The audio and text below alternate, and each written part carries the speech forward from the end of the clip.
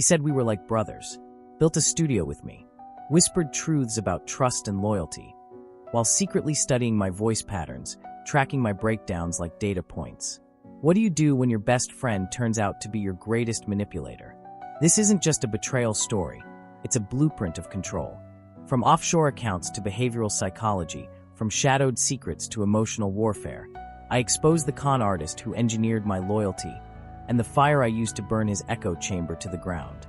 Welcome to the truth he tried to erase. This is the psychology of betrayal in friendships. Oh, by the way, if you haven't already, we invite you to follow us on your favorite platform so you never miss a story. The smile that killed me first. You never forget the moment the illusion breaks. For me, it was a Wednesday. Rain tapping soft against the apartment windows. The kind of day where memories drift in like fog. I remember watching him, Jordan, laughing at one of my jokes while sipping from the coffee mug I bought him for his birthday last year. Best friends are the real soulmates, it said. I used to believe that. I used to believe a lot of things. We met back in college. Not over drinks or sports or parties like most guys, but over a shared obsession with cognitive psychology and old PS1 games. That was our thing, late-night marathons of Metal Gear Solid and deep dives into human behavior. Why do people lie? Why do people manipulate? He asked questions that made you feel like you were peeling back the skin of the world. He was smart, charming, radiated this quiet confidence. And I fell for it hard. Not romantically, but emotionally. Trust that ran marrow deep. The kind of trust that makes you say, yeah, let's go into business together. And we did. We created EchoWorks Studio, a platform that explored human emotions, behavioral psychology, and the art of narrative engineering. He was the strategist. I was the voice. Together, we were unstoppable. Or so I thought. It started with a pitch. What if we built an episode about friendship betrayal, but we did it as a real-time emotional experiment? His eyes lit up when he said it, like he was inviting me to discover some celestial insight. I didn't think twice. I should have. The script, the pacing, the audio manipulation techniques. He handled it all. We even had a segment in the episode that discussed body language, true body intelligence, social dynamics. I narrated it, unaware that I was describing myself. Notice when a friend leans in, mirroring your gestures. That's trust or performance. And in betrayal, performance is everything. The line still haunts me. A few weeks later, our audience tripled. Market psychology was our goldmine. We started pitching exam techniques, group behavior theories, even ethical marketing tips for leadership coaches. Behind the scenes, Jordan was handling the finances, the brand deals, the offshore accounts. At first, I thought he was just more business savvy. But cracks formed. The travel receipts didn't match. Some partner emails seemed off. And then the server room. That goddamn server room. I'd gone in to check a rendering bug and found folders buried behind proxy firewalls. Folders named with titles like mind-racing assets, mitigation techniques, and the one that broke me. Control test. Phase 3. Inside, audio logs of our private calls. Screenshots of my text messages. Fucking voice analyses comparing my emotional patterns across months. He'd used my own narration against me. Studied my tone shifts, pauses, sighs, every vulnerability I ever expressed. And labeled them. Trust window, persuasion peak, compliance marker. I felt sick. I remember dropping to the floor, that freezing linoleum pressing against my knees like punishment. I was the subject of his experiment. Our friendship wasn't real. It was a performance. Engineered with precision. Sculpted through behavioral psychology, persuasion methods, cognitive techniques, all to see how far he could push loyalty before it broke. And I broke. That night, I didn't sleep. I listened to every recording. My voice saying things like, "You're the only one I trust with this," and hearing him respond, calm as always, "Trust is a skill, man. Some people just haven't developed it yet." I realized then, he didn't just betray me. He built me. Crafted my confidence, guided my growth, manipulated every story I told myself about what friendship really was. He saw me as a project, a game exploration, not a person, not a brother. And I saw the shadows of justice for what they were, shadows. Jordan had engineered everything, the success, the emotional highs, the fall. I was his case study.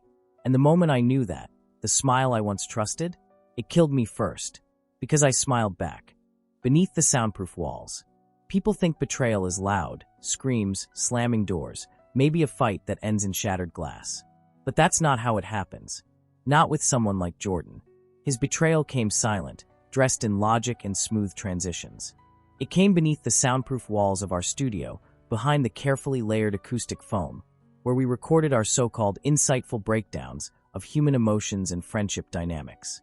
It's ironic, isn't it? We built a brand on engineering stories, on exposing manipulation in society, and I was the one being played the entire time. After discovering the server room folders, I started noticing things. Obvious things, but only obvious in retrospect, like how Jordan never gave straight answers when money came up, how he used terms like ethical flexibility and dark forces of market behavior to justify morally gray decisions. We were building a series called The Mind of the Manipulator, and I realize now it was never about them. It was always about him. I spent weeks pretending everything was fine. I kept smiling, laughing on cue, keeping the show running because I needed time to dig deeper. I had to find out just how far this betrayal went. I started with our financials. I wasn't supposed to have access. That's how we divided the work. But curiosity is a powerful motivator. One night, I bypassed the system. And there it was, offshore accounts. Multiple. Hidden behind dummy LLCs, linked to shell companies in places I'd never even heard of. All tied to our media firm. His voice echoed in my head. Don't worry about the paperwork, bro.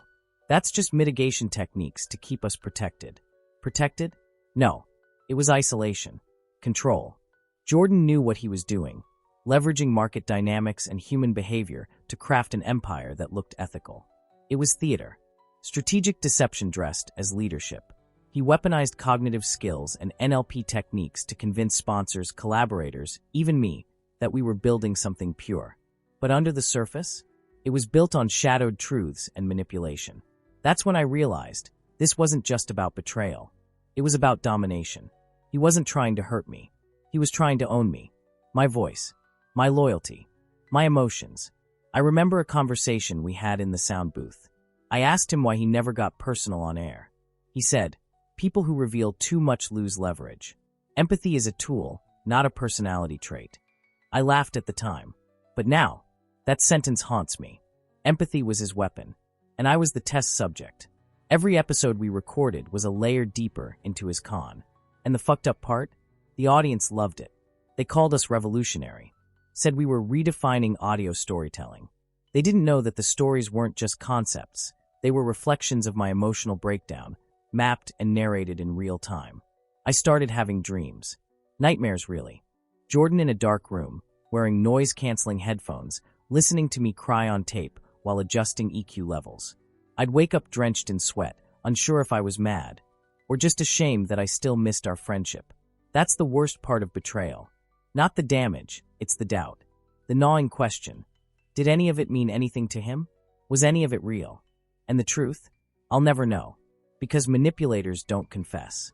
They just keep adapting. One night, I sat in the studio long after Jordan left. I replayed our very first episode, back when it was just two guys trying to decode the world. And I heard something I'd never noticed. Right before the outro, Jordan whispering into his mic, barely audible. This is just the beginning. My blood ran cold, because it was never about the content. It was about the experiment, and I was still inside it. Every decision, every conversation, every moment that seemed spontaneous, it was all designed. Society manipulation in miniature. A friendship forged in shadowed secrets and sustained by skillful deceit. I looked around the studio, the diffused lighting, the expensive gear, the perfectly calibrated soundproof walls, and I realized this wasn't a workplace. It was a lab, and the door had been locked from the outside the whole time. The echo chamber he built. I used to think echo chambers were for politicians, social media bubbles, confirmation bias. But I learned the hard way. They can be personal, too. Tailored. Crafted around your weaknesses so you never see the manipulation tightening its grip. Jordan didn't just betray me. He isolated me. He built an echo chamber so immersive, so psychologically airtight, that even my instincts started lying to me. Every doubt I had about him was met with mirrored trust. Every hesitation smoothed over with charisma. He didn't just predict my reactions. He designed them. The deeper I looked, the more it became clear. The friends we shared weren't neutral. They They were extensions of his control. He'd studied group behavior and work dynamics for years, not academically, but as a predator learning how to herd. He made sure every conversation I had bounced back to him. Even when I tried confiding in a mutual friend, Rachel, about something feeling off, she gently redirected me. Maybe you're just overthinking it. Jordan's always had your back. That's when it hit me. She wasn't lying. She truly believed it. He'd manipulated her, too. He had this ability to embed himself in your decisions so subtly that you thought you arrived at them alone. That's cognitive manipulation. Not just persuasion, but inception. The ethical line? Long gone. He once told me the best manipulation is when they never realize it happened. And I was living proof. He weaponized psychology tips like they were gospel.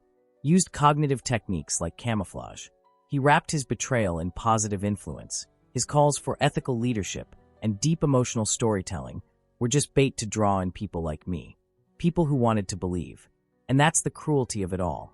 He didn't have to force me into his trap. I walked willingly. The loneliness that came next? It was surgical.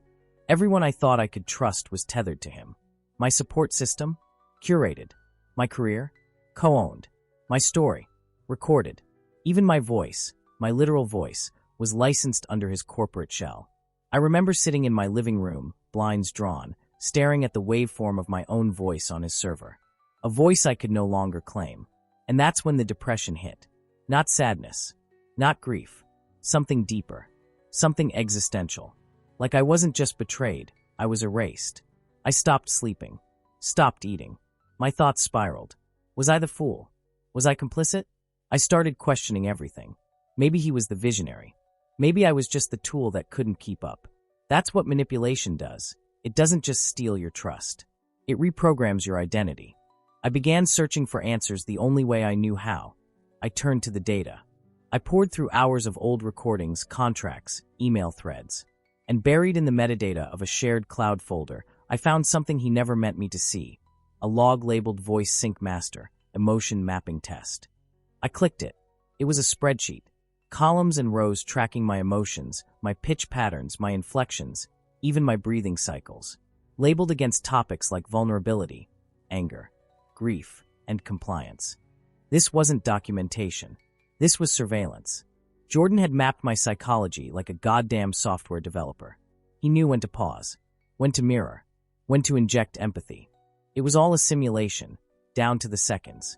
And that's when the fear turned to rage. I realized he hadn't just stolen my voice.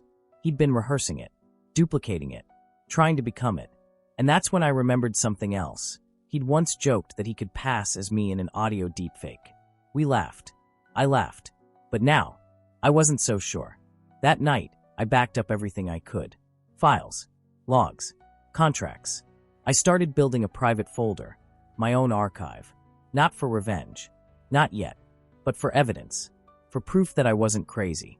That I hadn't imagined this all. Because in an echo chamber that deep, reality gets slippery. I needed anchors. I needed facts. And I needed to remind myself who I was before Jordan rewrote the script. I looked at myself in the mirror for the first time in weeks. Not just at my face, but at the man behind it. I saw someone fractured, yes. But also someone waking up. Someone stepping out of the echo. And in that moment, I made a decision. I would not stay silent. I would not be erased. If Jordan wanted to master manipulation, then it was time I learned how to break the spell. This wasn't just about friendship anymore. It was about redemption, recovery, and eventually reversal. Rewriting the script. The first thing they don't tell you about taking your power back is how much it hurts. Not the betrayal. That part's done. It's the rebuilding, the scraping together of what's left of you after someone's torn you down piece by piece and rewired your trust into a control system. But I wasn't going to stay broken. No, Jordan had written the first 3 acts. But the final chapter? That belonged to me. And I was going to rewrite the script, not out of rage, but with calculated skill. The kind of skill I once thought belonged to him alone. I started with what I knew best, audio. It had always been my domain, the place where my mind felt free, even when I didn't have words for the pain. Now it would be my weapon. I took the old files he labeled as control tests and remixed them, not just to expose him, but to mirror him. Frame by frame, pattern by pattern. I spliced our old episodes with real recordings, The manipulation buried between the lines, the voice cracks, the layered condescension, the predictive phrasing that aligned too perfectly with my emotional triggers.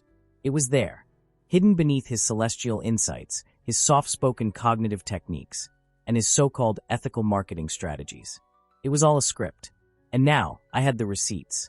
While he was out pitching us as visionaries in human storytelling, I built a backup studio in my garage, bare bones, but mine. I installed a new recording rig, stripped it of all the plugins he once programmed, and recorded my first unsanctioned segment. Not a podcast, a confession, a breakdown of what it feels like to be psychologically dissected by someone you once loved. I called it Shadowed Secrets, the art of unseen betrayal. I wasn't sure what I'd do with it yet, but speaking the truth, my truth, felt like the first inhale after drowning. I started digging into behavioral psychology journals, manipulation case studies, dark psychology forums. I tracked language cues. I studied NLP techniques and social manipulation theory. I built timelines of his deception. I dissected everything he'd ever said about true body intelligence, cognitive skills, mitigation tactics, and even that bullshit he spewed about ethical standards being fluid. I used to think I was the emotional one, the storyteller, the heart of the brand. But now I realized my emotions were my weapon. They weren't weaknesses. They were data. And he'd only taught me how to see them that way. Then came the hard part, engagement. I couldn't trust our circle. He'd infiltrated it too well. So I created a new identity, a burner email, a new handle, Echo Breaker. Through it, I began leaking small clips online, subtle ones, snippets of our original work, contrasted against the truth behind them. I dropped terms like market psychology, offshore accounts, con artistry, and waited. At first, silence. But then buzz. A few podcasters reached out, asking questions. Some investigative journalism forums started quoting my anonymous breakdowns. The conversation shifted. And Jordan? He didn't know it was me. Not yet. But I knew time was short. Once he caught the scent, he'd retaliate.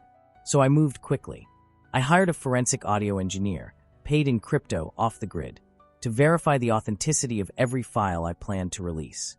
I partnered with an ethics watchdog, under NDA, and prepared a full case file. Not for court, for exposure. Because if I learned anything from Jordan, it's this. In today's world, reputational collapse is faster than legal justice. The final piece? I reached out to Rachel. I needed to know, was she a pawn or a partner? When I confronted her, I kept it simple. You've heard the stories, the whispers. What do you believe? She didn't speak, but her eyes told me everything. She'd known. Maybe not the full picture, but enough. Enough to know something was wrong, and maybe enough to help fix it. I left her with a USB drive and walked away. No pressure, just the truth. Now the clock was ticking. Jordan had built his empire on polished perception and shadows of justice. But I was about to light a match and burn his echo chamber to the fucking ground. The fire in the playback. It started with a click. Just one. A podcast episode quietly uploaded to a private feed. No branding. No music. Just a voice. My voice. And the kind of truth you don't say out loud until you're ready to destroy everything. The title? Playback of a Con. The manipulator's voice unmasked. I kept it clean, clinical, surgical. No accusations. Just sound. Layered, factual, haunting. It opened with Jordan's soft-spoken monologue from our flagship episode on friendship psychology. His words about trust as a tool and predictive emotions. Then I layered in the private recordings he never knew I recovered, his whispered assessments of me, his mapping of my reactions, the moment he described me as a compliance-ready personality type with ideal market appeal. The silence that followed? That was me, letting the fire burn. Within 2 hours, it was downloaded 3,000 times. In 6 hours, it was trending on a subreddit we used to pitch our show to. By the next morning, one of the larger investigative podcasts shared it, credited to Echo Breaker. That was when the fire spread. Every clip was time-stamped. Every comparison between his ethical leadership lectures and the manipulation buried beneath them was surgically precise. There were no allegations, just evidence. The playback spoke louder than rage ever could. Jordan didn't respond publicly at first. That wasn't his style. No, he started from the inside. I noticed strange login attempts on my cloud accounts. Then came the emails and signed coded threats, like, it's not too late to correct the narrative. But I didn't flinch. I'd already rerouted my system through a server in Iceland, backed up everything to a physical drive locked in a safety deposit box. He taught me to be paranoid, so I listened. I leaned into the chaos. Fed it. I dropped a second recording. This one was harder. It featured a confrontation between us that I'd recorded without telling him. One where I asked about the discrepancies in our finances. His voice was calm, surgical. You don't understand how market dynamics work. If you did, you'd see this as just smart positioning. I isolated that line and slowed it down. Let the words hang in the air like a confession dipped in silk. Then I added my response, a single sentence. Did you ever care about me at all? Silence. His silence. That clip went viral. The backlash was instant. Sponsors pulled out. Journalists started asking questions. A former assistant emailed me from a burner account. Said they'd suspected something for years, but were too scared to speak up. I told them they weren't alone. Because that's the thing about con artists. They never stop at one mark. They build networks of control, mastering leadership while quietly rewriting the rules for themselves. But the public? They were waking up. They started asking the same questions I once screamed into a soundproof booth. How deep does this go? Who else was complicit? What happens when the voice of justice is the one lying to you? And still, Jordan didn't speak. He disappeared. Went dark. No statements. No denials. Just silence. But that silence wasn't retreat. It was strategy. I knew he was planning something. A rebrand. A redirection. Maybe even a new identity. That's how manipulators work. When one identity collapses, they build another from the ruins. But this time, I wasn't going to let him rise. I'd learned his tactics. His tools and tactics, as he used to call them. His art techniques of control. The psychology tips he dropped like breadcrumbs to make people feel seen while leading them straight into his net. I took all of it, his methodology, his twisted ideology, and dismantled it piece by piece on air. I exposed the social manipulation, the workplace exploitation, the buried offshore accounts. And I did it in the same tone he once used, calm, articulate, unflinching. Because nothing unsettles a manipulator more than being mirrored.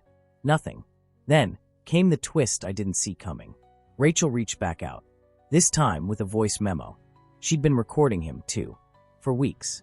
Her trust had broken quietly, long before mine. She'd been playing her own game. And the final file she sent me? It changed everything. In it, Jordan admitted to setting up multiple simulations of friendships, not just with me, but with other collaborators. He called it adaptive behavioral modeling. Said it was the future of emotional branding. Said he could predict how people would react to betrayal if he engineered their identities from the beginning. That wasn't a partnership. That was psychological warfare. And I had it all on tape. The fire was no longer mine. It belonged to the public now. The truth was out. And the manipulator? He was finally the one cornered by his own script. The playback didn't just expose him. It destroyed him, silencing the puppeteer. You don't hear the moment a kingdom falls. Not in real life. There's no explosion, no screams, no crumbling towers. It's quieter, slower. It happens in the unspoken shame of silence, in the subtle shifting of loyalty, in the moment someone who once feared you no longer returns your call.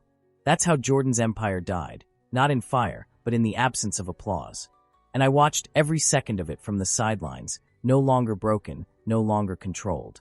Just awake. The memo Rachel sent me, his voice dissecting human emotion like it was code, spread like wildfire. News outlets called it the fall of an audio messiah. Others called him a digital cult leader in a podcasting revolution. I didn't care for the headlines. What mattered was that the people who felt what I felt, the ones who'd been gaslit, manipulated, emotionally engineered, finally had words. I had given them mine. And in return, they gave me something I hadn't felt in years, clarity. Jordan tried to fight back, of course. He released a video, carefully lit, expression neutral, full of vague denials and soft-spoken spiritual buzzwords.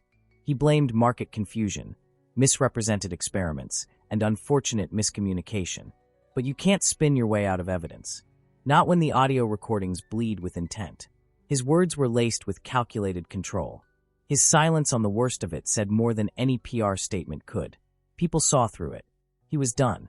I received an email from one of our early listeners, a kid from Montreal who said he once looked up to Jordan like a father figure. He wrote, "Thank you for showing us the shadows behind the light. I didn't know how much of my thinking he had shaped until now. That message wrecked me in the best way.